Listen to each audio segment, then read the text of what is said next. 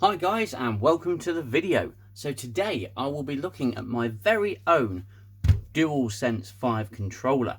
Now, I've had this controller for about 9 months since I bought my PS5, and it's been a good controller, to be fair. It's not been too bad. It's a little worn and a little dirty, to be fair, at the moment, so I might give that a clean up at the end of the video. However, I have encountered a problem, and it's a common problem, so I hear.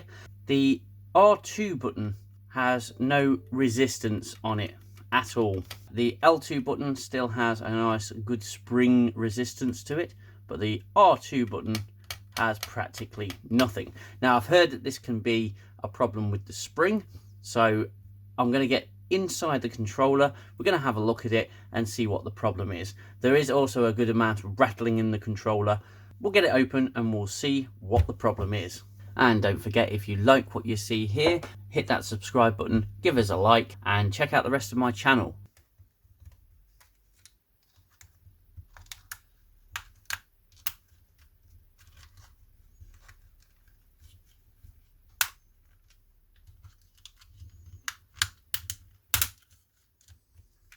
Okay, so we get this front cover off first. I don't know whether you can hear that. There's something rattling around in there.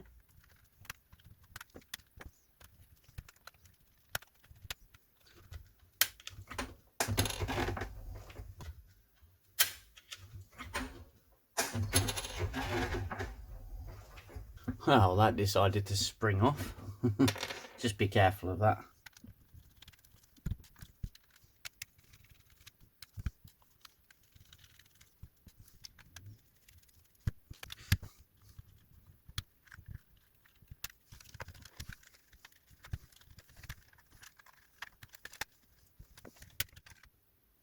Okay, so that's the back shell off.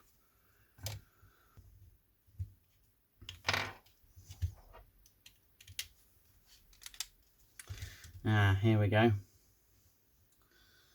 Looks like that is a completely snapped spring. I don't know whether you can see that. That is truly broken, that spring. So yeah, I don't know whether you can see down there.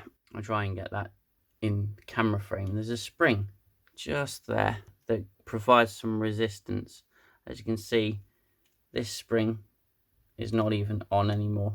Still some rattling around in there as well. At the end of the day, this button still works. It's not faulty. It's just got very little resistance, and I've heard that the spring breaking is a common problem. So I think I'm just going to have to get a replacement spring for that. I'm fairly certain it goes on the outside here, which means I'm not seeing the other spring part anywhere on here. Oh, there we go. There it is. As you can see, that's already snapped. So we'll get a replacement for that, and we'll get it back into the controller, and hopefully that'll be fixed. Okay, so we have the replacement spring here. It's extremely small, as you can see, but we're going to fit it in to this side here. Let the battery flop about a bit. So we hook it in with the spring fold pointing to the back of the controller, and there's a little lip just there. I don't know whether you can see that, just there, a little lip. We're going to try and tweeze it without making this spring fly off. Hook it over and bring this end of the spring over. It's probably an easier way to do it, but I think for now this is what we're going with. What I'm going to do is try and grab the spring at the very end, get it located, and then chuck it over, and that's it. It's in. And we now have proper resistance there. Okay, so the direction the spring sits is with these prongs pointing towards the back of the controller. It sits in a little recess here and sits in the little recess here. Okay, so let's get the controller back together. You get these plastic bits in here and then close it up.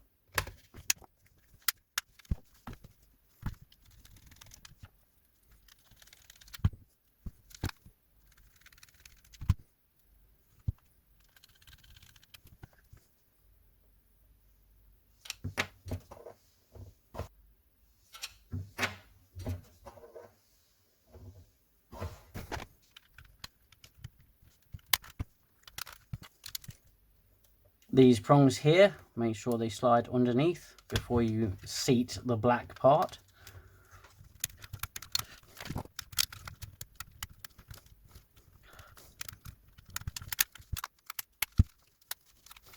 I'll give this a little bit of clean with some IPA. Just around the back here where it's gotten a little dirty. Comes right up. See this mark here, we'll get this up.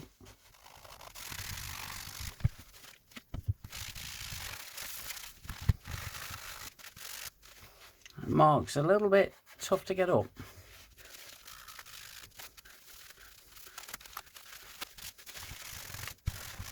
And there we have it. We've successfully replaced the spring and the shoulder button of a Dualsense 5.